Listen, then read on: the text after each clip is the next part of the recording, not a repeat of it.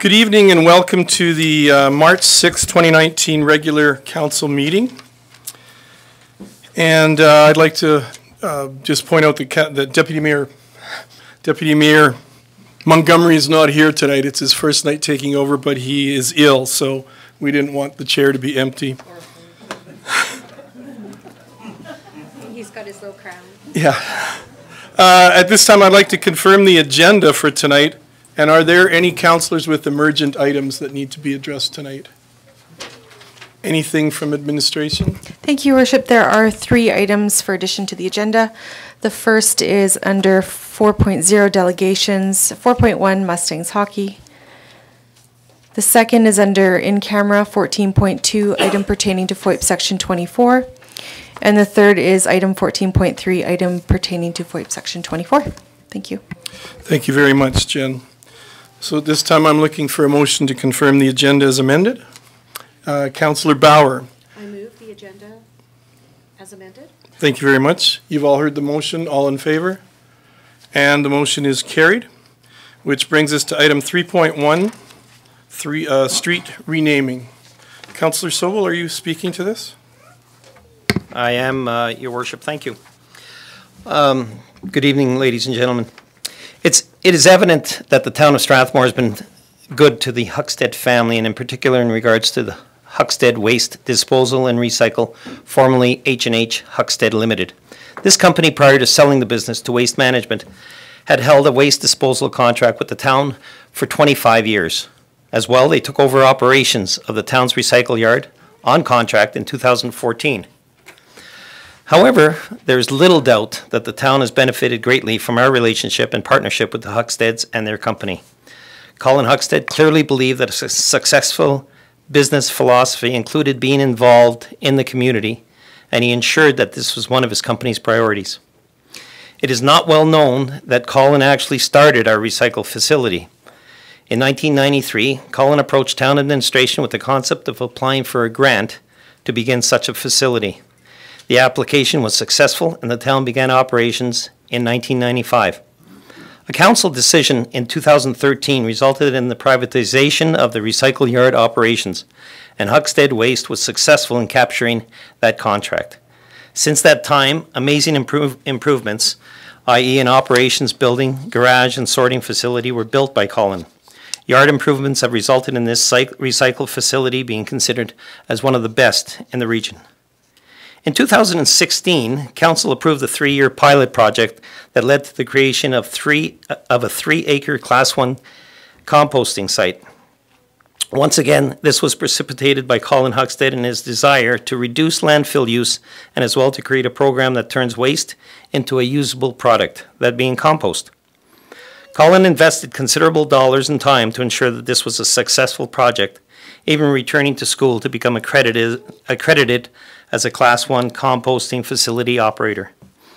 Colin took the project seriously and began using it as an educational tool. As the compost yard began producing, Colin felt it was important for our youth to become better acquainted with the composting concept. Simply put, he felt education was the key to success. In 2016, Colin reached out to schools with an invitation for their grade 4 students to begin taking field trips to Huckstead Recycle and Composting Facility. The students were given a tour and then took part in a game exercise in the office boardroom. The results were evident, with students becoming the teachers to those not familiar with the concept of composting. Many accolades and letters of appreciation were received from the many classrooms that experienced the tours. As a member of the Town of Strathmore Sustainability Committee, Colin offered support and free services to schools that wish to begin their own in-house composting program, a program which continues to this very day. Another first in composting came with the Alberta 55 Plus Summer Games, which saw composting in the dining room facilities, serving approximately 1,200 attendees, become a reality thanks to Colin's generosity and ingenuity. The composting facility opened the doors for a residential curbside organics program, which began in June of 2018. This program is deemed to be a success and is diverting almost half of this town's waste from the landfill into usable compost. The savings in both transportation and tippage costs for the town have been substantial. Financial donations and in-kind donations have been the hallmark of Colin Huckstead and his company. Simply put, he felt indebted to this community for their support and would never refuse a request for assistance. There's a number of groups that can attest to his generosity, which is estimated in the hundreds of thousands of dollars. It should be noted that Colin always felt the desire to make an actual difference, and his generosity often meant the difference between a successful event and one less so. I have a list of 44 different nonprofits or organizations that I have determined that Colin and his family contributed to. A lot of them are focused on youth, which was a priority. In an effort to not unnecessarily embarrass this gentleman any further, I'm not going to name them all, but I have shared their names with council, and anybody looking to acquire this list just has to contact me. So, it's apparent that Colin Huckstead, the Huckstead family, and Huckstead Waste Management and Recycle have contributed much to our community. The idea of naming a road after Colin is a suitable way to demonstrate our appreciation for everything he and his family and his company have done. The only companies that presently reside on Slater Way are Waste Management and EPCOR. There are no anticipated concerns from either business in regards to the change of name. In regards to suitability, the fact remains that this road has clearly become Huckstead's Road, and for good reason. Making this official with the name of Huckstead simply seems appropriate. And with that, Your Worship, unless there's questions from council, I'd like to make a motion. Thank you, Councillor Sobel. Are there any questions for Councillor Sobel? Okay, yeah, we just have a comment after the motion. So did you want to put a motion on the floor? I would move that the name Slater Way be changed to the name Huckstead Way. Thank you for that motion. Is there any discussion now on the motion? Councillor Peterson? I just want to say how much I support this motion, and how grateful I am to the Huckstead family, to the entire family, and all that you've contributed to community, and that Bonnie and Colin and Colin's parents before them have set an example in the community that is really, really amazing. And I think what I want to say most of all is a quote from a favorite person of mine that fits Colin and Bonnie, that what you think and what you say and what you do are in passionate harmony. And that speaks volumes to me. And what I'm really most happy about is that maybe Colin will never come back to council and sit in the back and vote. But heartfelt thanks. Thank you. Thank you, Councillor Peterson, and I would like to echo that too. The amount of things that your family has contributed to over the years to make Strathmore a better community has definitely had a huge impact on this town and the area. So our thanks to you for that. Any other comments from councillors? We have a motion on the floor. All in favor? And the motion is carried unanimously. And did you vote back there? Good, good. You had to abstain for conflict? I'll just say, Your Worship, that it's going to look something like this.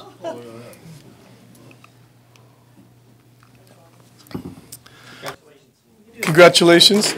Yep, did you want to, should we all go up? Do you want to do?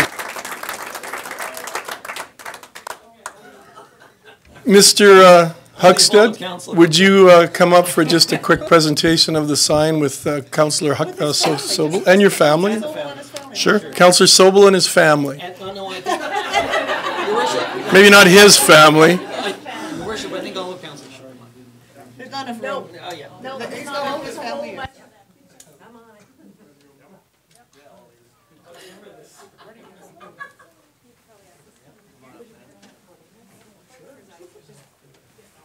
I only have one thing to say is, I provided the last name, but Bonnie's always got her way.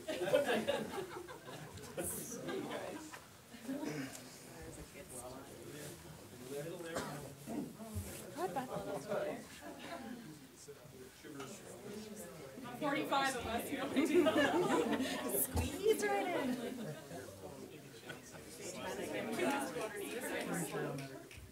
All right.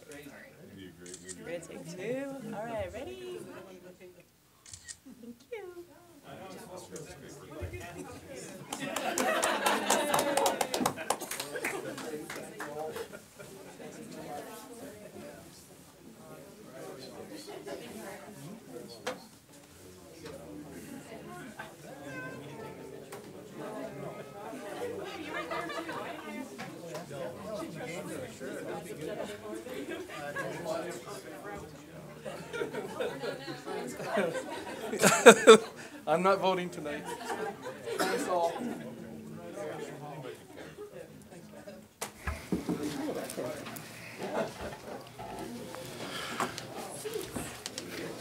At this point, we are now on to item 4, which is delegations, and we have 4.1, the Calgary Mustangs hockey presentation. Mr. Hanson, are you coming forward with Mike, or is it just Mike speaking?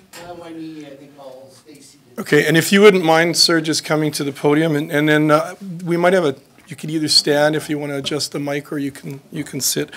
Just before we get going, I know there's a lot of people in the audience, and it has become a discussion on Facebook as far as the process that's gone on, and I just want to say a quick few words that this concept of relocation of the Calgary Mustangs was not initiated by the town of Strathmore. We did not drive this. I received, and the council received, inquiries from both the Calgary Mustangs and the Calgary Canucks as far as relocating to Strathmore. At that time, the Calgary Canucks chose to go the political route, where they met for lunch with Deputy Mayor Bauer and presented they made their presentation. The Calgary Mustangs chose to go originally through the Strathmore Minor Hockey Board and the stakeholders. So what I did was I called a breakfast meeting so that all the user groups, Ringette, Figure Skating, the Wheatland Kings, and Strathmore Strathmore Minor Hockey could get together so that everyone could be heard and everyone would have a chance to get all the information at the same time. And Councillor Deputy Mayor Corbeil, it's her first night tonight for that. She was also in attendance at that. I did go to last week's Minor Hockey Board meeting, where the Mustangs presented formally to Strathmore Minor Hockey. Again, at both the breakfast meeting and at the Minor Hockey Board meeting, I pointed out that this was not a town-initiated project. We are not driving for a relocation. In fact, I stated that the town would support the relocation of the Calgary Mustangs if that's what the groups decided, or we would also support the Wheatland Kings staying, but it was not up to us. I left at the end of that presentation and did not stay for the discussion and the vote by the board. So I know there has been some comments that this has been a town thing, trying to bring this team in. That's not the case. They have presented to Minor Hockey Board, and they are meeting now tonight to present formally to council. So at this time, the floor is yours. Typically, just so you know, we have a 10-minute presentation length, and then there may be questions and discussion afterwards. Okay, that's fine. Thank you for the time, Mayor Fuel and councillors. I'm Mike Cartney. I'm the president of the Calgary Mustangs in the AJHL. Our primary goal is to become a future growth of junior A hockey in Strathmore, beginning in the upcoming 2019-2020 season. We're a community-based junior A team out of Calgary, of the Father David Bauer Arena. We play out of the Viterra South Division in the AJHL, one of 16 teams that compete. Throughout the last few years, we've worked at building a culture of engagement, dedication, and reciprocal support. We strive to give young men every opportunity to succeed and pursue their educational aspirations through their love of sport, providing a chance for continued growth in an updated facility while engaging in the community and surrounding area can only enhance their experience. A Canadian community that not just supports hockey, but engages in its culture, can restore some hometown heart and inspire young men and old generations to come.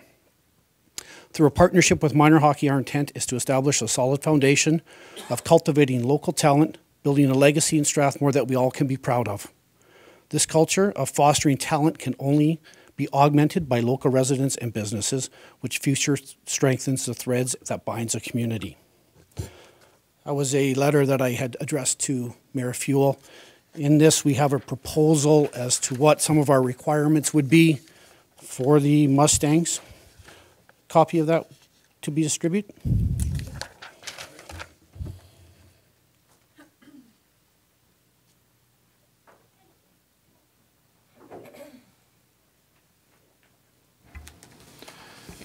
In case any of the audience here or at home are wondering, and I'll just pause this for you, Mike.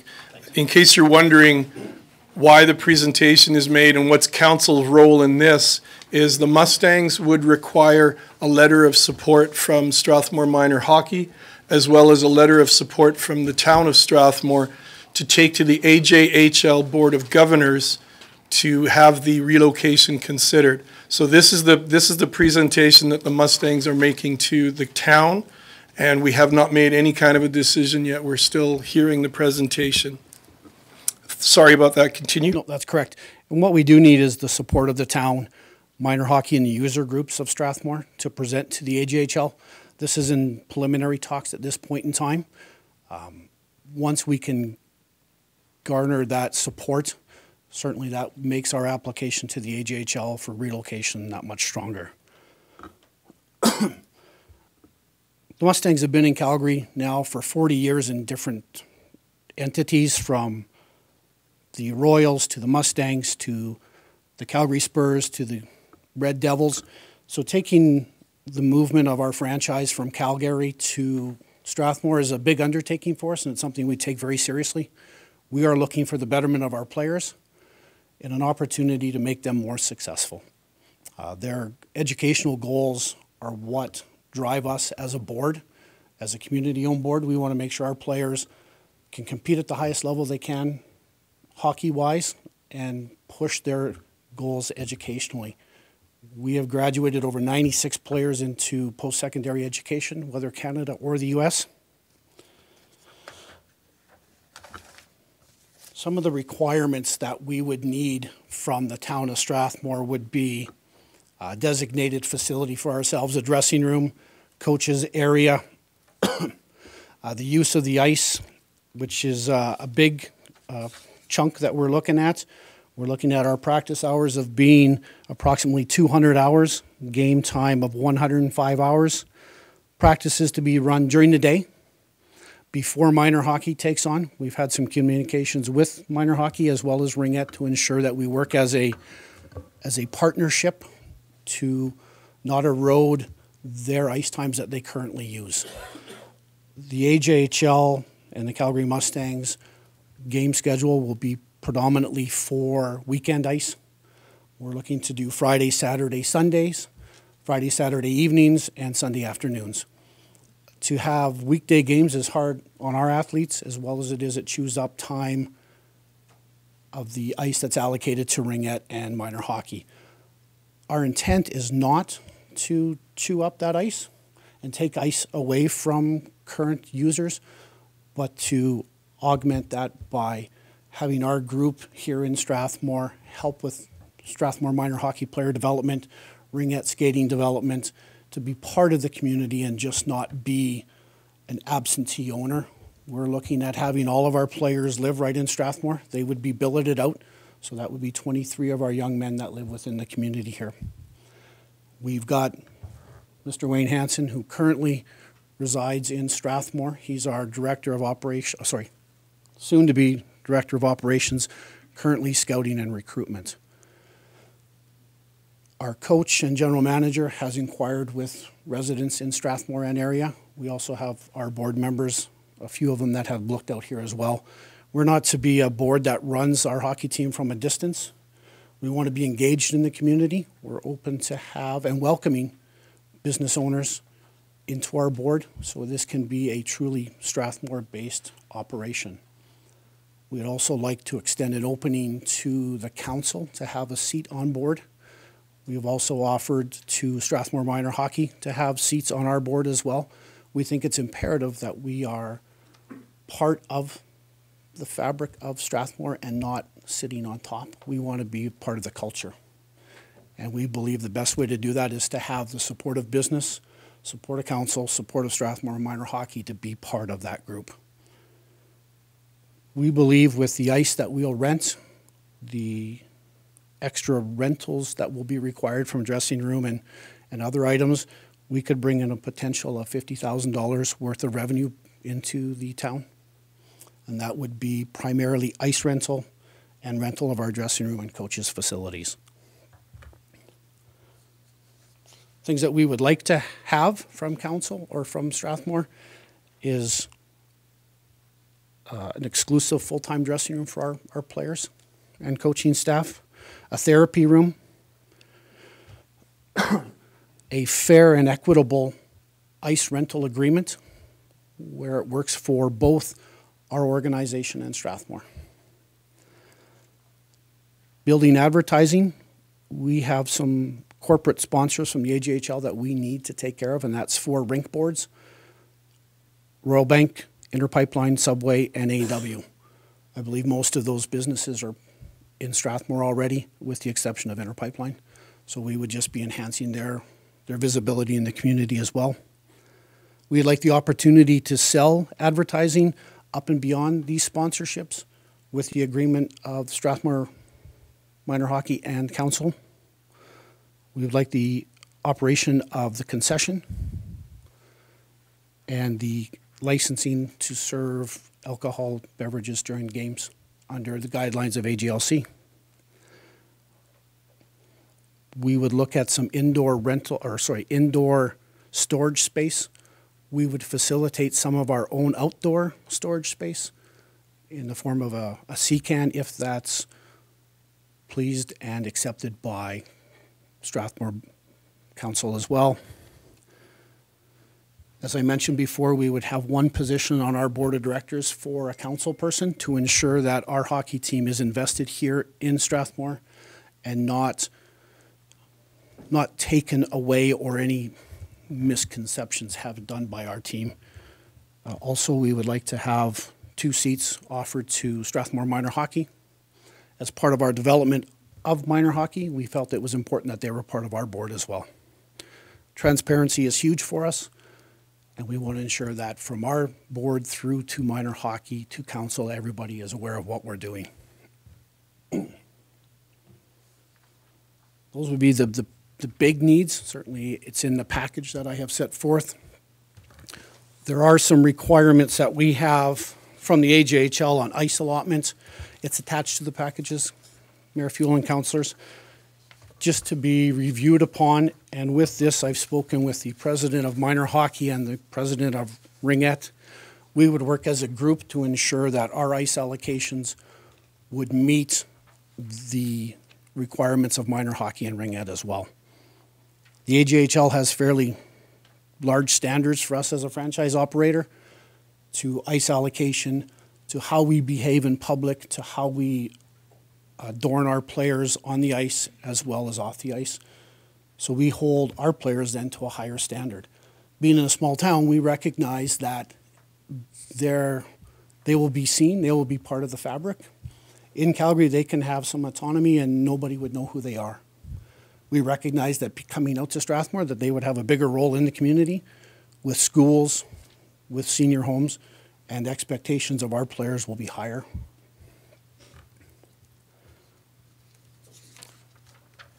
In closing, we would like to bring our franchise to Strathmore. I believe there's benefits to us with Strathmore Minor Hockey and the way we can help develop their players. Our players having a feel for what it's like to be in a town and be part of it and just not live in it, but actually be part of it. Being in Calgary with 1.3 million people, our players, they tend to get lost, and we would like them to have a bigger part of culture, who they are. Ultimately, it's nice to win hockey games, but our goal is to get them an education, get them to the next level, and to make them viable, productive gentlemen in society. We've got a great coaching staff and management team that helps with that. And it's just not about playing hockey. It's not about winning hockey games. It's about creating a future for these young men, and we are committed to that. Thank you very much for your presentation. Are there any questions from council? Councillor Peterson. Thank you for your presentation. Just have was wondering what your average game attendance is currently. In Calgary? Mm-hmm. If you look on the back I noted package, it said yeah. 500, and in the. If you look at the bottom of appendix, I think it's Oh, there it is. B. Okay, I got it.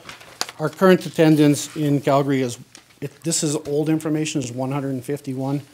We are probably at that or very close now. All right. Councillor Sobel. Thank you, and thank you, Mike, for that presentation. A couple of questions. I'm going to, first of all, assume that you're supported by minor hockey and by the Ringette Association for this. Is that I would fair s- to say I- or no? I've had conversations with the two presidents, and both have been favorable. Mike, we like the idea. We just need to make sure that our user groups are not losing ice. And how can we work together as a group to ensure it's equitable for everybody? I've talked with those gentlemen and have assured them we'll work together Okay. to make sure that they are looked after. Both have said, Mike, we're in favor. I don't have any documents for that right now, but both have verbally said we're in favor of it, yes. Thank you. And my next question, for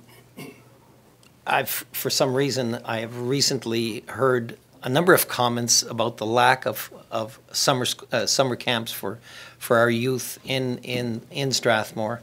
I didn't know it was, to be honest with you, I didn't know it was such a big issue until I started last couple of weeks. I've just heard a lot about it. Is that something that you would even consider with your team being here? Is a summer camp for youth, or? No, absolutely, no. Please, Wayne. You may be sorry coming up to the mic, Wayne. Well, I'm 4 weeks post knee replacement, so I don't move very well right now. But Thank you. my name's Wayne Hansen. For those of you who don't know me, I mean, I was 12 years as the general manager of the CFR Bisons when they were here. I was president of minor hockey at one point. So my wife and I have now lived here 14 years, and our kids grew up here. So, you know, they're growing up and gone now. Thank God. So, but to touch on this, I've talked with our coach, and a big part of what we want to do, and a big part of us becoming part of the culture, is running those summer programs and running a spring team out of here that competes in those levels. But, you know, we talked with briefly with minor hockey about on Flex Fridays running programs where kids at certain levels, you know, novice, Adam, whatever, where we run an hour and a half ice time. We've talked about development with minor hockey, with helping develop their coaches, with our coach, who can be a coach mentor, is certified to be a coach mentor, has all of his HP programming at the top levels for coaching and for instructing, to help minor hockey and coaches with that. So we do have a broad base of making this, it's not just about this team being on the ice, it's about the Strathmore Mustangs, and that's what the team would become. You know, Okay. That's the name that's being bandied about. It'll be Strathmore something, but we don't see why we would change the Mustangs. It fits in with the rural setting, as well as, you know, that's who we are. So really that's what we're after. So to answer your question, we have big plans for summer programs, fall programs, spring programs, that sort of thing. So while you're at the mic, Yeah. of course, the elephant in the room is in regards to the Kings. Yes. And I don't know if you wish to comment on that. And once again, I think it's important that it be emphasized that, as Mayor Fugel said at the beginning of this session, that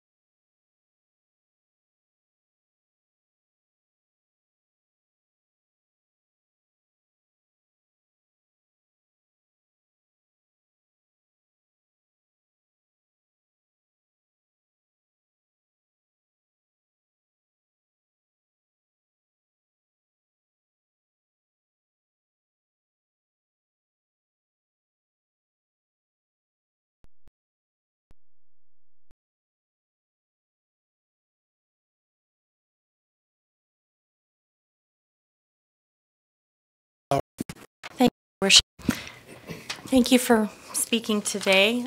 I liked that Wayne said that you'd be working with the schools. I know that at least 2, possibly 3 of our schools have hockey programs. So I'd like, I mean, that is something that your team could get involved with. Gets them up in the morning and gets them going.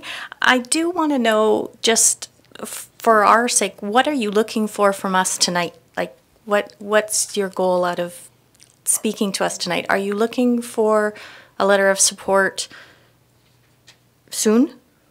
Yeah. And what are you looking for in this letter of support? First off, to address your minor hockey needs with the morning programs, we'll be working with those schools to help develop those players. As Wayne mentioned, our coach as well. Our needs from the council are a letter of agreement that they support having the Mustangs move to Strathmore, that there is room in the facility that we can be here. We are not looking for any financial contributions. We are a self-sustaining organization. We can come out based on the revenue created from our ticket sales, our advertising programs. We are self-sustaining. We're just looking for a place that we can create some more revenue, a place where our kids can come play hockey. That gives them a great experience, not only hockey-wise, but in the culture of a community.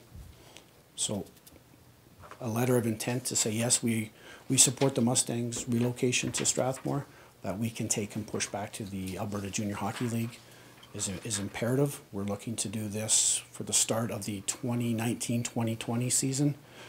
We have a mandate from the AJHL for any relocation or sale of a hockey team. Our documentation must be in by March 15th.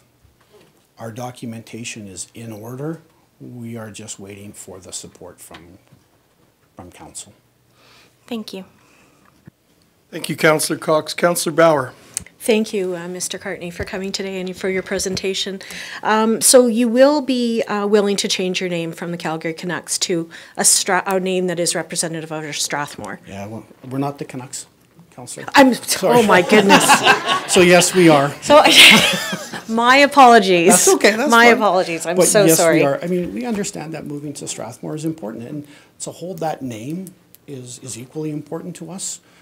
We've talked about this on our board, that we're not in Calgary. We want to be part of the community, and to be part of the community means we must adapt and take on that portion of identifying our players, our fans, and our recruits with Strathmore. So we would be the Strathmore Mustangs, yes. Okay, and that was some of the criticism on social media, is that the players are Calgary kids currently.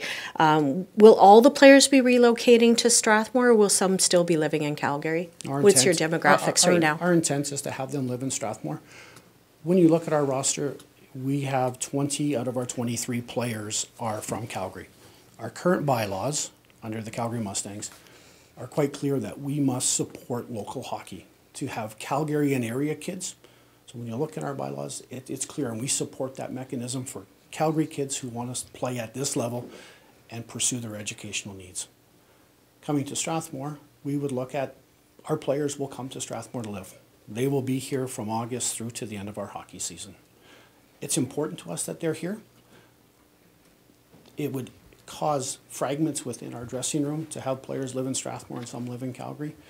The roads are not always as pleasing as we'd like them to be. Mm-hmm. They're young men. They're anywhere from 16 to 20. And we want to make sure they're safe, they're in the community, and they're active here. We would billet all 23 of our players here in I almost said Calgary, in Strathmore. Mm-hmm. So our local players from Calgary, even though they're only 30 minutes, 56 kilometers away, they would move to Strathmore.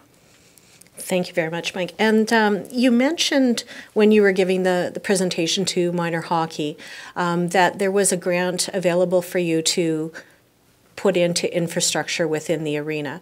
Can you just speak about that a little bit? I can. I'll touch briefly on that. We've done some grant research for ourselves, and part of that is how can we give back? And so we've looked at 2 grants. One is to work with a chosen group of our choosing, which is the Autism and Asperger Society. So we work with them. We're looking for some funding to work with that group to put them into equipment so they can participate on the ice. The other grant we've looked at is a recreation grant upgrade, currently available from the Alberta government. Our governor has applied for that. We have to attach a name to that grant as to where we would upgrade the facility.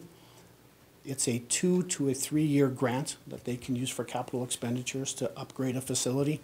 We would, if we're successful to come to Strathmore, would attach the Strathmore Rec Center to that name.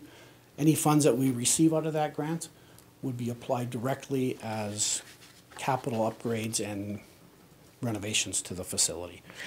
We don't know what that dollar value is, if it's 50,000 or 10 or 100, but we're committed to taking that money and turning it back in to upgrade that facility. Thank you. It says in your package that you would seek an agreement in principle to begin the process of relocation. So would a letter of intent suffice? Because we don't have time at this point, with March 15th being such a close deadline, in order to properly draft an MOU. Would a letter of intent be just as good in this situation? Yeah, yes, it would be. And to have a letter of intent that we can show to the governing bodies of the AJHLR Management Committee that we are prepared and the town is accepting of us coming. Working out the details after, I'm sure, would be fine. They just need to know that the town is supportive of us coming. Thank you, and thank you for representing the Mustangs. Oh, thank you. Thank you, Councillor Bauer. If I could just follow up on that before I come to you, Councillor Sobel.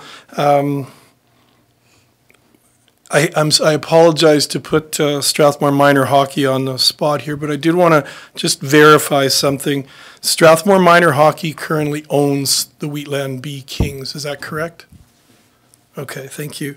And I think when we last spoke quickly, you had mentioned that you would be looking at efforts to relocate the Wheatland Kings? Yes, so I spoke with their president just this evening at 6 o'clock. Obviously we don't know exactly what's happening here, the application. Can you come up to the mic so we can sorry. please? So I'll just introduce. That's okay. I'll just introduce myself real quick. I'm Chad Moskal, president of Minor Hockey. So Mark Bishop and I had a meeting at 6 o'clock today to kind of discuss next steps with the junior B team. We don't really know, obviously we don't want to make any decisions based on this application before it's even been put in, right? So our intention is to have the Kings playing, have them somewhere. We're looking at as many different options as we possibly can. We understand that, and we made our vote on the support of the relocation based on the knowledge that we would have negative effects on the junior B team. So we're aware of that. We didn't make that decision, lightly. So our goal as a minor hockey board is to find somewhere for something that will work for that team. Spoke with Mark. He is confident that we can do that. I've offered as much help as our board can do. Anything that is in our power, we will. Our intent is to help them with that. Thank you. Are there any questions for Chad from Minor Hockey while he's up here? Did you have a question for Chad? I do. Okay. I would just like to ask you, Chad, what are the financial implications of moving the Kings? Is there a penalty that you would have to, or that you would have to pay? Pay the league? I'm not sure, to be honest with you. Their board is run almost entirely separately. They have their own president. They have their own board. So unfortunately, I don't know that answer. Okay, thank you. Thank you, Councillor Bauer. Deputy Mayor Corbeil. Thank you, Worship. Quick question. How much ice time would local kids lose? I mean, we can give you a rough estimate. Yeah, So that's what I'm the looking one for. thing that we do have to consider is the Mustangs would be playing, would be practicing during the week Yeah. before we would take ice. So we gain ice time kind of there. We actually gain 3 hours a week during the week for practice. The Kings, I believe, I looked up the schedule today. They play a 38-game schedule, 19 of which are at home, compared to 30 home games. So we lose a little bit there, especially on weekends. Quite honestly, the group that's going to probably be affected, obviously other than the Kings, would be the AA program, because that ice time is typically reserved for the AA programs that they're kind of needing. So net gain, we actually have because of the practice times, we actually gain a little bit, which is appealing to some of those midget players that are heading out to Hazar at 9 o'clock or whatever. So. May I speak for a moment on that as And well? I have one more after, but yeah, sure. Okay, just regarding the ice, we had done some calculations based on what the junior B requirements are and what our requirements are. The math works out to 2.57 hours a month of lost ice. When I had conversations with the president of Ringette and with Chad, we would look at potentially hosting some of our practices out of town to help create an environment and excitement for our team. We still have to pass that by our board to ensure that we are within our insurance rights to travel out. But we would look at, on occasion, once or twice a month, we would head out of town to Hazard, to Rockyford, to Langdon, to create a bit of an environment, a bit of an excitement in the area to draw those fans into Strathmore as well. Those are things that we're currently contemplating to help reduce some of those hours. My last one, actually, would it affect any of the tournaments that we host? I can speak to that. Yeah. No, it will not. Within the AJHL, we have three blackout weekends that we can choose within the course of the season where we don't play. Currently, we choose Grey Cup weekend and Western Finals. Being in Calgary, right beside McMahon Stadium, traffic control is a bit of a hassle for us, and the Stamps have been successful recently. We would look at working with minor hockey and Ringette to ensure that we protect what they currently have for tournaments. We also travel 4 weekends out of the year where we're gone out of town on overnight trips from a Thursday, come home on a Sunday morning. So with those 6 or 7 weekends blocked out, we believe that would minimize losing tournaments and provincials that are already slated here in Strathmore. Sweet. Thank you. Just if I could follow up on Councillor Bauer's comments about the MOU. What I'm looking at and it's not necessarily a worry, but I do want to ensure that we work towards an MOU concerning the Mustangs, and we would direct you to work with Tracy and Mark on our administrative team as far as that. My questions are, do you get full concession and full alcohol sales profits in Calgary right now? No, we do not. That's handled on a private entity there. Okay, so I'm wondering, and I'll direct Tracy maybe in your MOU discussions, we could consider profit sharing or some sort of hammering out of things. I'll leave that up to you if that's the way we go. The main thing I want to point out is that we're responsible to ensure that the building can support it. Any potential expenses that are going to be coming to town are spelled out. So that's one of the things we're concerned about. And Chad, I appreciate you coming forward and answering the question. I think there's a lot of misinformation that we're a big part of this again, and I'm not trying to pass the buck, but your organization is the owner of the team. And I know you're working already, you're grinding some gears to try to find a good relocation spot for the Wheatland Bee Kings, which is a concern to a lot of our people here as well.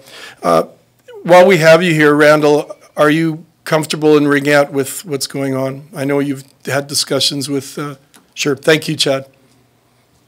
Randall? Do you want me to like reflect what our board? Does council, you've had discussions with minor hockey and the Mustangs group? I had discussion with Wayne. Okay. Apparently you spoke to Derek, our president? Yeah, I spoke to Derek on Monday. Okay. We took the information from our breakfast meeting that we attended and took it to our board. Their main concerns were loss of ice time. So in our calculations, it was about, I think, 48 hours we'd lose on the weekends over and above what the Kings take right now. So maybe we don't have that correct, but what else were our concerns? Mainly, most of our practices are out of town already, so it's really hard to get ice time in town. So we don't not support a junior A team, but I think our board's purpose is to look after the concerns of our players first. Again, was maybe an increased cost in ice. If the Mustangs ended up costing the town facility more, like would that get passed on to us? We have 2 weekends. We have a home tournament and provincials, which are very important to our association. And if you have a total of 3 blackout dates, and we have 2 weekends, and minor hockey has, I don't know, they probably have provincials. They get 3 or 4. Tournaments. So we're already up to like, who's gonna lose their I need to, weekends? sorry, I'll Yeah. clarify on this one here because I could finish. the provincial weekend, well, I just want to answer to that one. The provincial weekend falls during playoffs. So that doesn't really fall into a blackout window because our schedule is done except for playoffs, because it falls in middle of March, right, provincials? This weekend coming up. Yeah, Yeah. and our playoffs start this weekend, so So, it's not So if really you a have a home blackout window. playoff game, so, Well, we can work around it. yeah, so when I spoke with Derek, part of he voiced the exact same concerns about your tournament weekend that you have and provincials. And I assured him that we would work together to ensure that our dates match, because we can pick another 4 weekends throughout the entire season that we can be away from Strathmore. Whether it was a blackout date or a weekend where we went out of town, we would work with him on that. Our scheduling for our games comes out middle to the end of April, so we can mold our schedule at that point in time, bring in some input from Ringette, from Strathmore minor hockey to ensure that this works for all parties. We're hoping to minimize any overlays or impact that there is, hence why we want to practice during the day so we don't impact any of those evening games. does that affect any of the school programs? I can't say because I don't know what school programs and the ice that they currently use, but we would work So that might be to. worth checking on, right? Because I know there's, the junior high has a ringette club right now. If I could just interject, I just wanted to, sorry, Randall, but I just wanted to hear if your group is okay in general. If we decide to do a letter of intent or a letter of support, then we would leave it to our admin team to draft up and work with the Mustangs as far as an MOU. I think one of the things in the MOU that would be an interest to the town too would be some sort of provision that there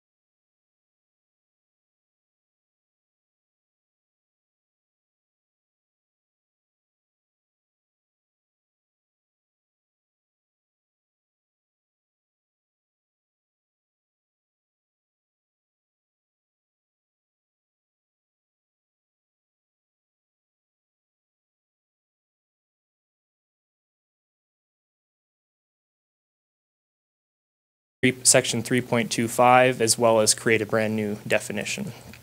Cannabis production facility. Category 2, cannabis micro production facility. As mentioned, this use is a separate use in the eyes of the federal government. The biggest difference being the size of this use compared to a standard cannabis production facility. Micro facilities are defined as these facilities that are 200 square meters or less in size. The federal government has a separate license for these facilities, so administration thought that having a separate use would be the most appropriate method moving forward. And again, because we are proposing a new definition, we would also be proposing, or we are proposing new regulations under Section 3.25 to help regulate this use for future development permit applications. And Category 3, this is where we're looking at how we're going to classify these uses and where they'll be permitted. Currently, licensed medical marijuana production facilities are discretionary uses in the M1 and the M2 industrial districts in town. The bylaw 1902 proposes to keep these uses discretionary uses, so nothing changes in that regard. And both of these uses would also remain only in the M1 and the M2 industrial district. So nothing really is changing from that sense, the only major difference being that micro cultivation would be a new use, kind of under cannabis production facility. Concerning public engagement, this was already briefly discussed, but we advertised twice in accordance with the Municipal Government Act. We also posted the bylaw under the bylaws under review page on the website, under the news section, as well as we sent out a media blast over the town's Facebook page. And so to summarize, we're just looking to modernize the cannabis production regulations in the land use bylaw by redefining what a cannabis production facility is. And we're also looking to add micro production as another ancillary type use to this amendment. So with that, administration is recommending that council give bylaw 19-02 all three readings in this council meeting. Thank you. Thank you very much for your presentation. Is there anyone present who supports the bylaw who wishes to speak? Is there anyone present who opposes the bylaw who wishes to speak? Pretty sure no. Is there anyone deemed to be affected by the bylaw who wishes to speak? And do the councillors have any or further questions? Should we ask them now or should we ask them here? You can ask questions now. I have them from Jason. Oh. Thank you, Your Worship. Does this now cover all forms of cannabis production facility licenses available from the federal government, such as nurseries? Through the chair, we did consider adding nurseries to this definition. The difference between micro cultivation and nursery is only the size. So we felt that having two uses being standard as well as micro would cover the nursery. So if someone came in looking for a nursery development permit, we would just apply the micro. Yeah, I would cover that, yeah. Thank you, Deputy Mayor Corbeil. Any other questions? Thank you. I hereby declare this public hearing for bylaw number 19-02 closed at 8:25 p.m. and will accept a motion to adjourn it. Councillor Peterson. I move that we adjourn the public hearing, Your Worship. Thank you for that. You've all heard the motion. All in favor? And the motion is carried. We're adjourning the public hearing till later. Which brings us to, we're back in the regular public meeting, and we're looking at confirmation of minutes from the February 20th, 2019 regular council meeting. I would move the minutes of that meeting, Your Worship. Thank you very much for that motion, Councillor Peterson. All in favor? And the motion is carried. I don't think we have any tabled items. And item 7, items for administration, or from administration. 7.1, Rural Homelessness Estimation Project. And we have Linda Bernicki presenting tonight. Welcome.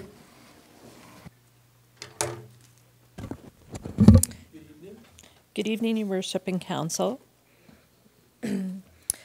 As you're aware, the Town of Strathmore FCSS led the recent Rural Homelessness Estimation Project for Strathmore and area in the fall of 2018. And I thought it would be important to start the presentation off with some statistics. So it's estimated that across Canada in rural areas, rural and remote areas, that there is approximately between 70 and 100,000 homeless people. It's estimated that it costs around $4.5 billion a year for homelessness in Canada, just in rural areas alone.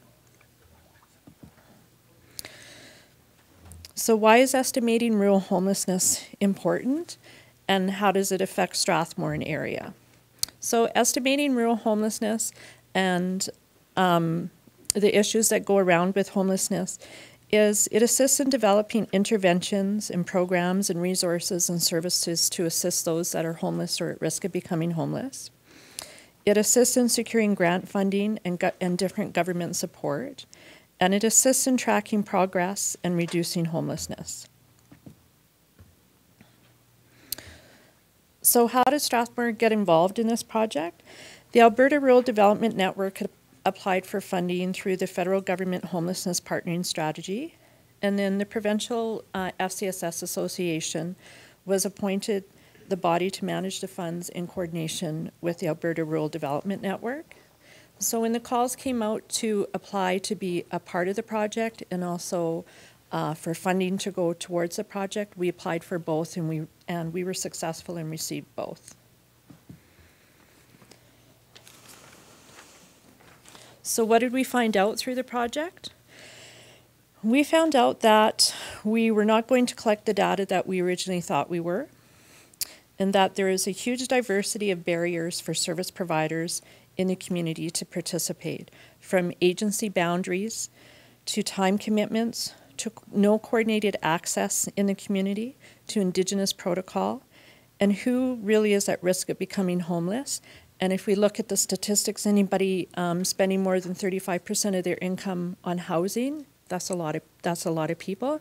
And how do we identify that? So we completed 55 surveys in Strathmore and area. Out of the 55, 35 stated that they lived in town in Strathmore. 9 stated that they lived in rural Wheatland County. 7 stated that they lived in Siksika Nation.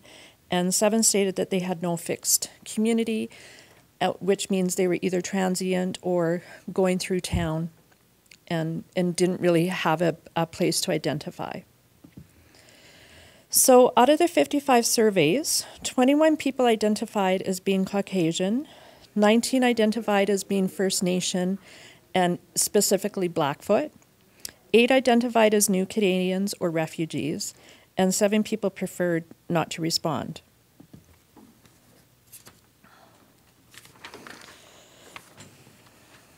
So when we took a look at the main reason for the housing instability, the main reason was low income, followed by addiction and abuse.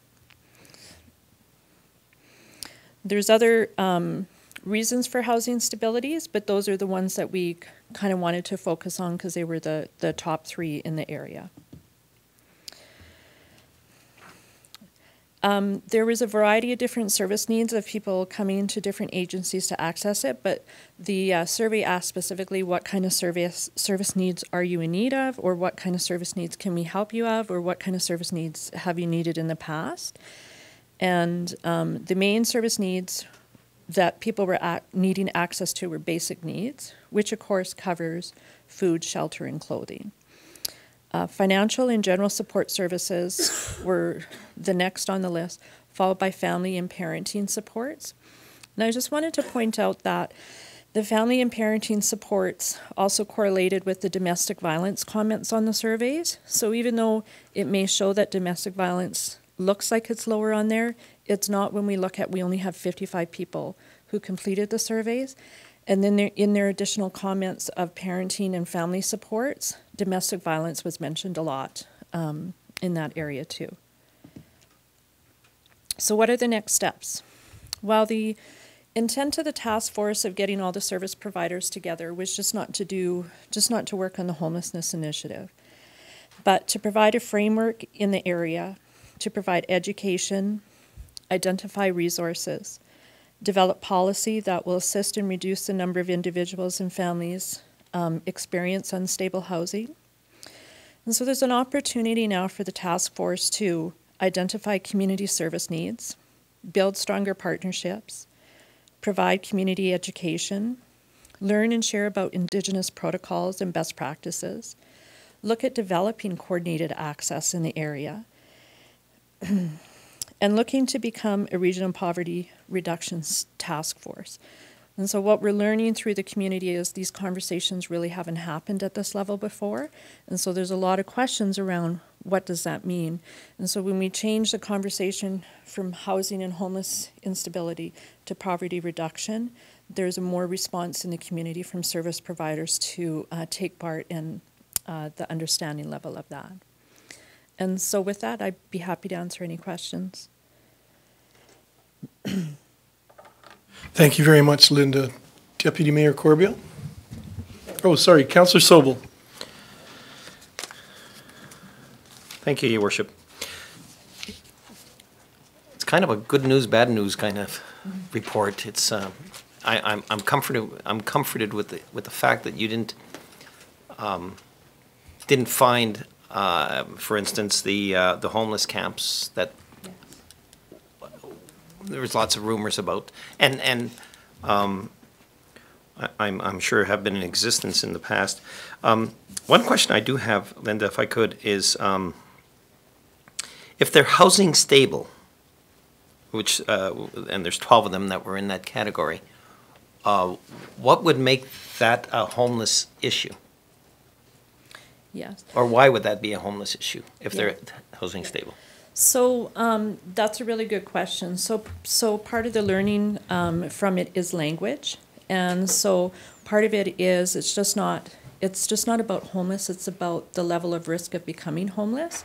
So in your package, there's definitions of the different levels, and so one of the reasons why we wanted to become involved in this project was looking at more of the prevention of homelessness. Okay. So those people that are at risk, they may say that their housing is stable, but in the next sentence they may also say that they don't have enough money for food because they've used that money for their rent. So their understanding of their housing stability is different than our interpretation of what that would be.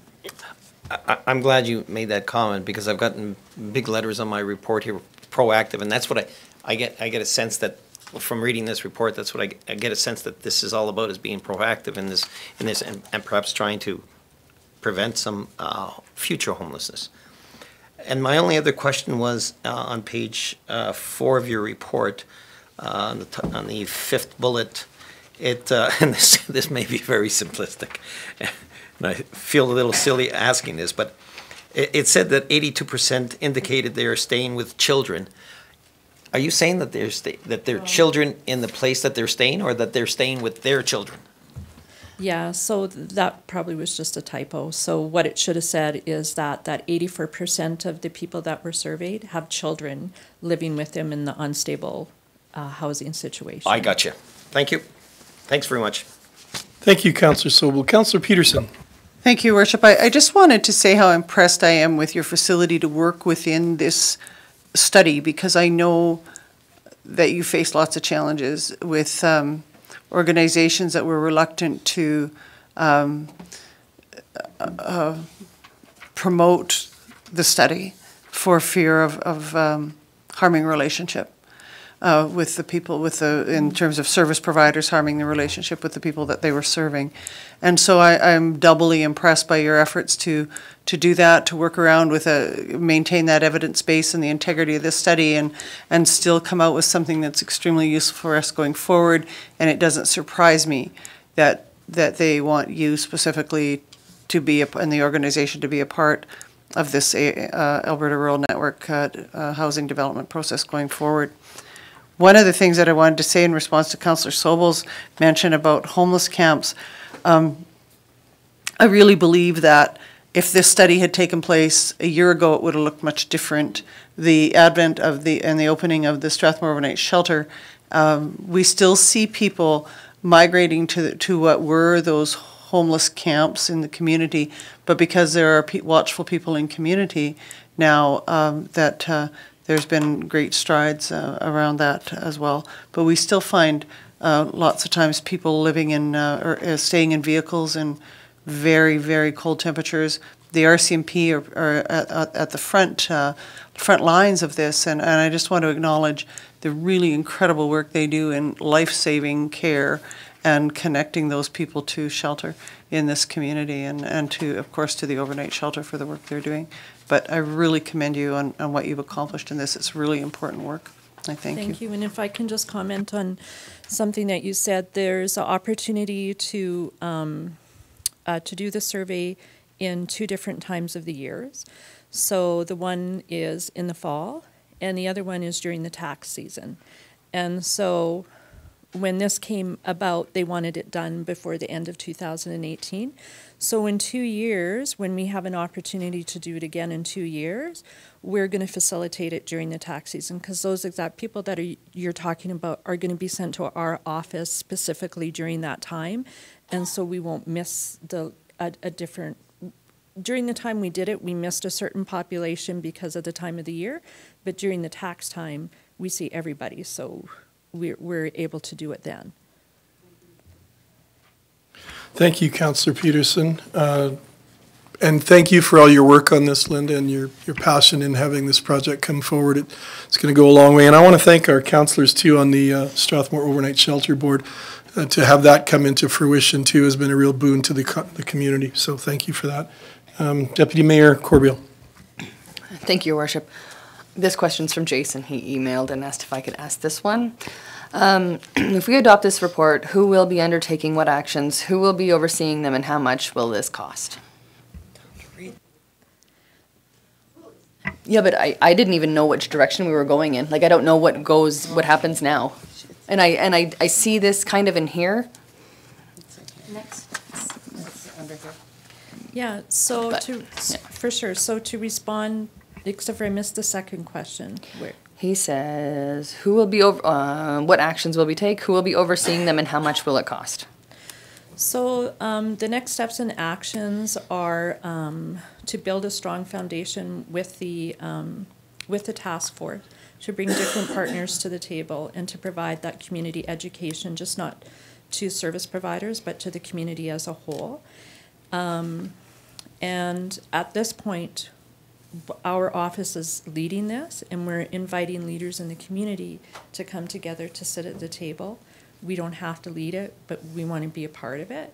And so we're inviting people that are interested or work with those higher at risk to come to the table.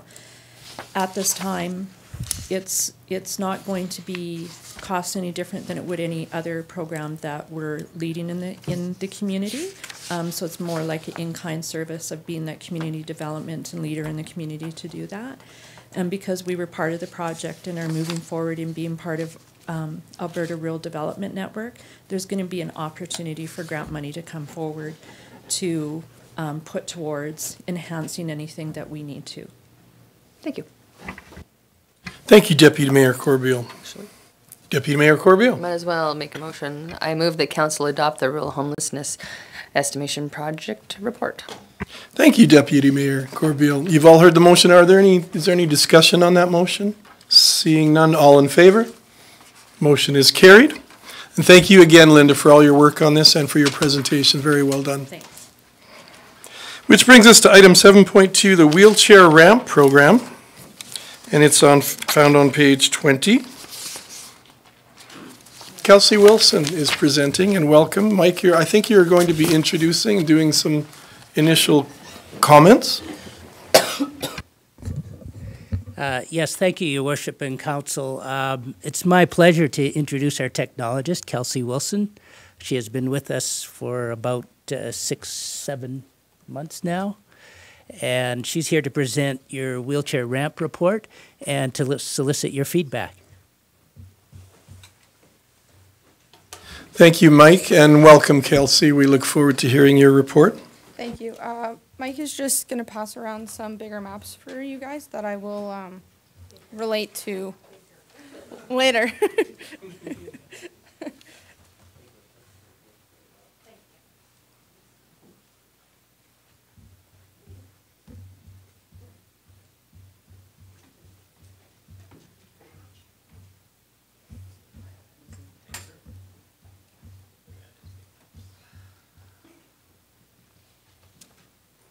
All right, everyone's got one in front of them?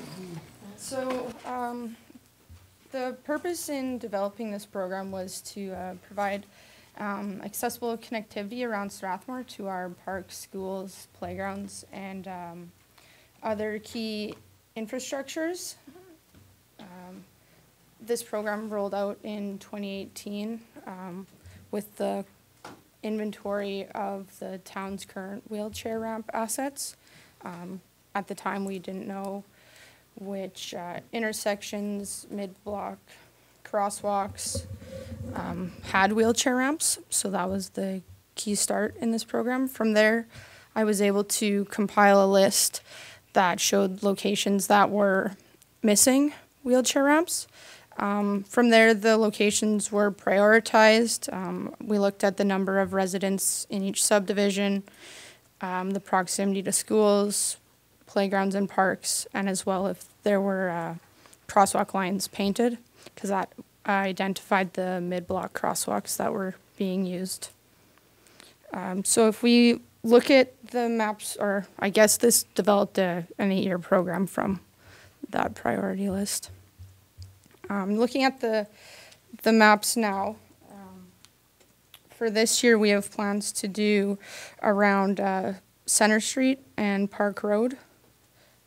Keeping in mind that based on the program last year, we can do around 10 to 15 ramps a year, depending on funding and costs per ramp. So the 2019 is based on Center Street and Park Road. There'll be 12 done. Obviously, if we're able to get in more, we can just grab from the next priority list.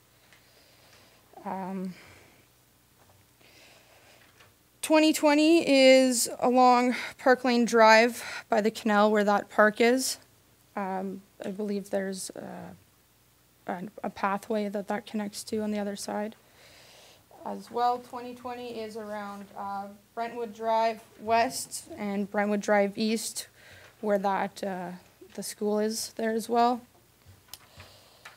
2021, there'd be more additions to Brentwood Drive West and Brentwood Drive East. Also, for 2021 is by Plainsview Road.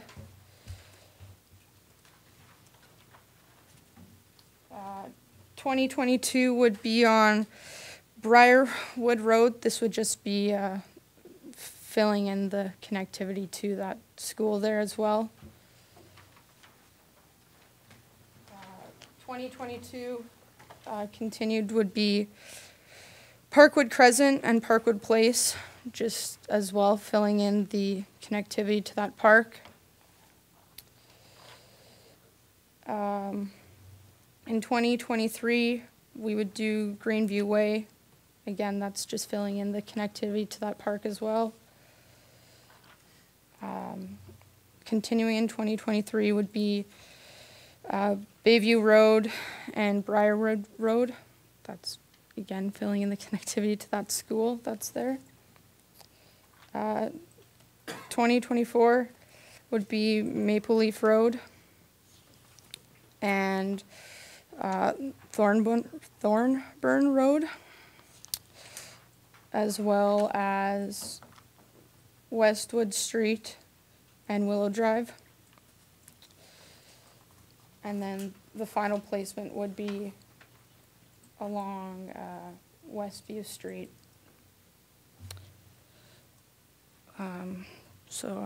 I guess I can open it up to you guys for any questions or comments.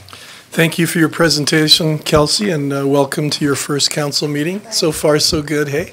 Yeah, I should add there was an overall priority list attached to the end in a spreadsheet that also kind of states the notes and the reasons why each one was considered. Thank you for that clarification.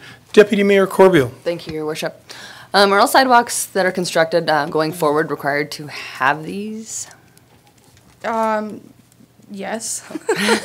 In short, at intersections, it's definitely where they should be required. Yeah, Sounds important to have them. It would be the mid-block crosswalks that we would look at, whether there's connectivity to the other side to something important. Sounds good. Thanks. Thank you, Deputy Mayor Corbeil. Councillor Bauer? Thank you, Your Worship. Kelsey, thank you very much for spending what must have been a very large amount of time to do all of this. And you're not only helping our community members who may be in wheelchairs, but you're also helping out the young moms and the people that are using strollers, anyone who is on rollerblades, like really, they're going to be, there's going to be more functional mobility in our town. And so I really applaud you for doing this. What I would like to just ask is, did you take an overlay of our current pathways and make sure that the ends of the paths also had the dips, or that will eventually blend in, not just with the sidewalks, but with the pathways that we have in town? Yes, a bit. Because sometimes you come out a pathway onto the street, and those are used just as much. The one by the canal there in the park, that one connects to a pathway on the other side, and that's why that one was selected as well. Going forward with our pathway construction program, it's something I will talk to Ethan about, because that's the program that he's developed. Yeah, some of our sidewalks, the reason I bring this up is some of our sidewalks are quite narrow, especially in the older districts in town, and someone with a motorized wheelchair is not able to navigate those sidewalks, not because, not only because of the width, but also because of the bumpity bumps, whereas our pathways are so much nicer and smoother and can accommodate a larger motorized facility. So I would like to see you work on that as well. It's definitely something we can look into. Thank you so much. Thank you for that, Councillor Bauer, and the technical term is bumpity bumps. I wasn't sure if maybe you could put that in writing at some point. Are there any other questions for Kelsey from Council? And at this time, it's just information. We're just providing feedback. There's no motion needed. Thank you very much for your presentation, and we haven't had a chance to welcome you formally, but welcome to the staff. Thanks. I can take that, but thank you. And that brings us to 7.3 Council Committee Appointments. Jen Sawatsky, you're speaking to this one. Yes, thank you, Your Worship. Your Worship, Council has a new report. It was just a one-pager that was handed out to them at the beginning of the meeting. The Nominations Committee actually met this evening prior to the Council meeting and reviewed a number of application forms from potential from citizens to be appointed to the boards indicated on your report. Right now, Council has a number of vacancies on their committees, and these recommendations will fill a lot of those vacancies. There is one appointment on there, which is for the Tourism Development Focus Group, which is actually for the chair position, because Council now also appoints the chairs to those committees. And it is indicated there. So administration is recommending that Council adopt the recommendation of the Nominations Committee. Thank you very much for that, Jennifer. Oh, nice job. Councillor Sobel. No, Councillor Peterson. I was going to make the motion, Your Worship, if there was no questions. So I would move the recommendations of the Council Committee appointments for a term ending October 31st, 2019, that Ms. Terry Kinsman be appointed Chair of the Tourism Development Focus Group, that Mr. Nick Fay be on the Financial Audit Committee, that Mike Freitas be on the Recreation Development Focus Group, Miss Betty Hazinga on the Seniors Advisory Committee, and Mrs. Rita Taylor Beveridge on the Seniors Advisory Committee, and Ms. Carly McIsaac on the Sustainability Committee. Thank you for that, Councillor Peterson. You've all heard Councillor Peterson's motion. All in favor? And the motion is carried. Thank you very much, Jennifer and Council. Councillor Sobel. I'd just like to send a thank you out publicly to all of these people who let their names stand. These committees do not work without people sitting in the chairs, and it's just great to have this level of volunteerism. Thank you very much for that. That is a very good point. Appreciate that. We're now on to item 8, committee reports, and I believe some have already been submitted to us in writing. Are there any committee reports from any of the councillors? Your Worship? Councillor Peterson. I just want to, Councillor Bauer had already noted for council's information that it is this Saturday that the coldest night of the year walk for the Strathmore Overnight Shelter takes place.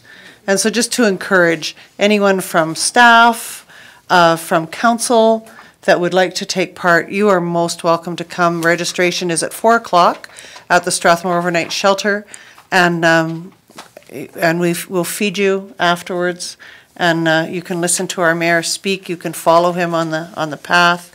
He's a great sport, and I just also want to thank you, Mayor, for continuing to support and promote the Strathmore Overnight Shelter fundraising efforts. By the way, the shelter is in significant need of volunteers, and the funding that needs that they have relevant to that are around training.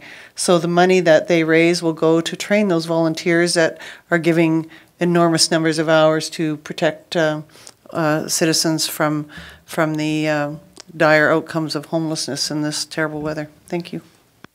Thank you for that, Councillor Peterson. And last year at the coldest night of the year walk, Francis Van Bussel from the funeral home threatened to follow me around on my walk just in case.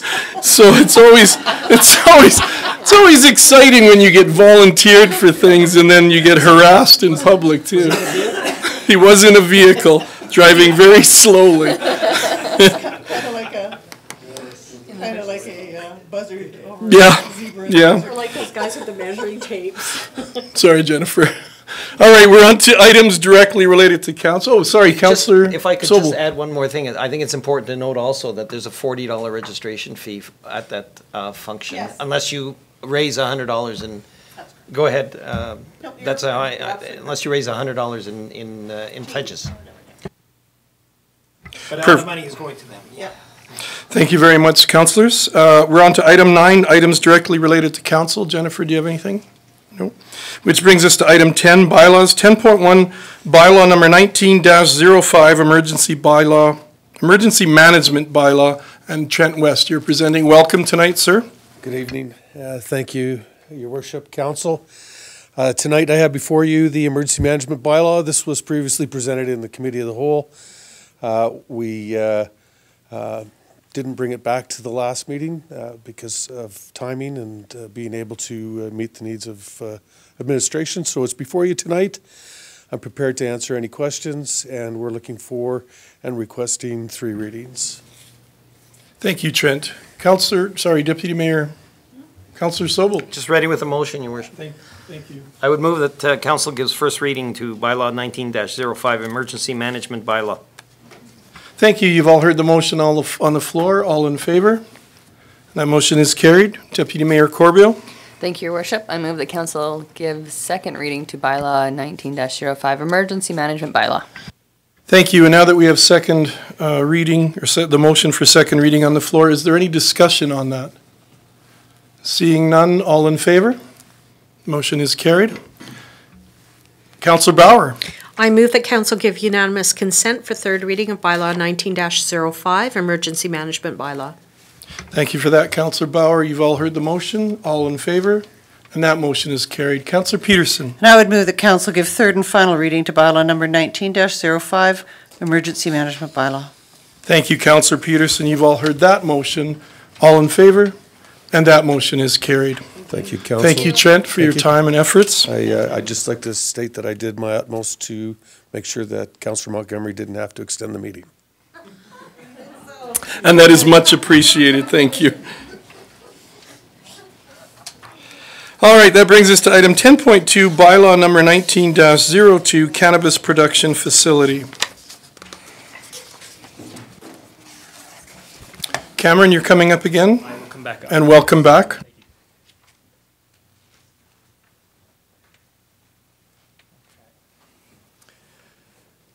Do you want to say a few words as it's presented again, or just? I think most of what I presented earlier, I guess, remains. We're just looking for all 3 readings tonight. We think it the proposed amendments will ensure that the land use bylaw is consistent with the federal government. You don't have to wait. Thank you very much. Councillor Cox. Thank you, Your Worship. I'm ready to move that council give first reading to bylaw number 19-2. Thank you very much, Councillor Cox. You've all heard that motion. All in favor? Motion is carried. Deputy Mayor Corbeil. I move that council give second reading to bylaw number 19-02. Thank you. And again, now that the motion for second reading is on the floor, is there any discussion on that motion? Seeing none, all in favor? Oh, there is discussion. Sorry, Councillor Peterson. I thought you were jumping to the next one. No, I just had a very brief question on page 2 of the bylaw related to the Development Authority, where you talk about what the Development Authority may require. And I noted that those suppositions or may requires under section 4 are substantial. And I guess I have an ease about such a broad perspective, and was wondering if you or anyone from Planning and Development wanted to speak to that about.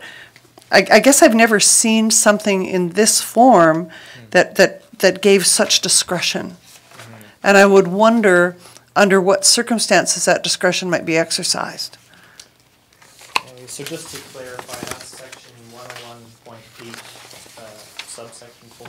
Correct. Okay, and so you're wondering, you're curious about why we have so much, we're proposing. There's a lot of discretion in section 4 under 101.8. Okay, so that's an excellent question. Through the chair, I would welcome Werner Fisher to the microphone. Werner helped a lot with the creation of the bylaw here. So Werner, if you wouldn't mind helping out with that one. Thank you. Hi. So the fair question. I guess there's always the expectation that a reasonable person is implementing this bylaw. But much of what's in here about how waste products will be managed, how waste products, whether they'll be incinerated, and how airborne emissions and odor will be addressed. The next item deals almost directly with the sanitary sewer bylaw, or waste bylaw. And it's really, tell us what you're doing and how you're doing it. And I think that's an expectation that we have to extend to most developments. Now, we don't have a new land use bylaw that would make this a global requirement, but I would ask you to consider, we routinely approve light industrial uses for storage of vehicles. They put in car washes or truck washes without grit separators or all separators, and we wonder why there's issues. So Mr. Fisher, the sorry. issue here is it's a scale operation, right? This is not the small ones. These are the big ones. So they can go anywhere from, I think Medicine Hat recently approved one about 90 acres. I see.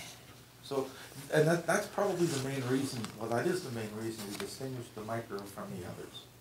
If we had just one category, one size fits all, we would probably have fairly stringent regulations for even the small ones. We said, look, they're more like a drugstore. This is a factory. Oh, that's a good analogy. Oh. So I guess maybe because we're a little bit sensitive around smells in our community, that is primarily where my concern came under this. And so I wasn't unhappy to see a broad perspective in terms of discretion from our development authority. But I guess I was also thinking that there might be a time. I see some futuristic understanding, especially in terms of future capacity to do incineration around certain types of waste and technology that's coming down the line in that. And I maybe made assumptions that might be the possibility in here, but was also, concerned that this bylaw in future may need to come back because it may need to deal specifically around that particular issue. But I never ever rule that out. But I would add, and is that in the day-to-day operation of the planning department, I can't speak prior to 2014, but these were exactly the kind of questions that we asked when we were done with the brewery. You know, what are you doing and how are you doing it? Okay. You know? Thank you. Or an auto record, you know, are you gonna reclaim the site or not, you know? Thank you, Councillor Peterson. Any other questions? All right. Then I'm looking for. Oh, you did? Oh, so sorry. We have a motion on the floor. All in favor? And the motion is carried. Thank you, Deputy Mayor Corbeil. Councillor Sobel. I would move the council give unanimous consent to a third and final reading of bylaw 19-02. Thank you for that. You've all heard that motion. All in favor? And that motion is carried. Councillor Peterson. And I would move that council give third and final reading to bylaw number 19-02. Thank you for that motion. You've all heard that one. All in favor? And the motion is carried. Thank you very much, Cameron. And Mr. Fisher, thank you for weighing in with your comments. Much appreciated. Item 11, urgent business. I don't believe we have any. And that brings us to item 12, questions between councillors and council statements. And seeing none. I'm sorry, Your Worship. Oh, sorry, Councillor Sobel. I do have one thing.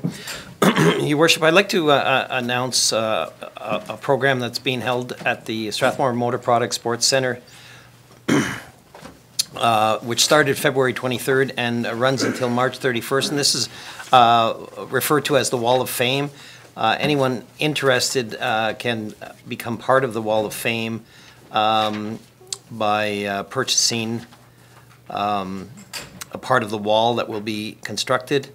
It's to recognize individuals, families, and businesses who have been instrumental in supporting the enhancements of the Strathmore Motor Products Sports Centre. The gifts of support and commitment to Strathmore and surrounding communities will have great importance to supporting the health and wellness to the area.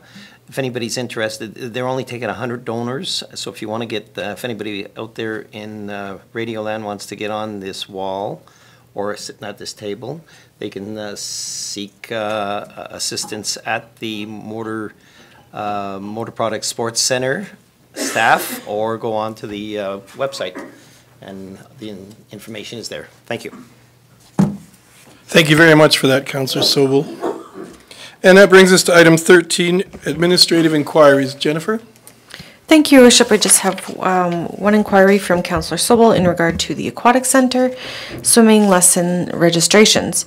The inquiry reads, I continue to hear complaints from residents who are unable to get their child or children registered in swimming lessons. While I appreciate the popularity of these lessons at our pool for local residents, it is apparent that we are also attracting interest from other communities from outside the county. My question is whether there is any consideration of allowing a short window where only Strathmore and county residents are permitted to register.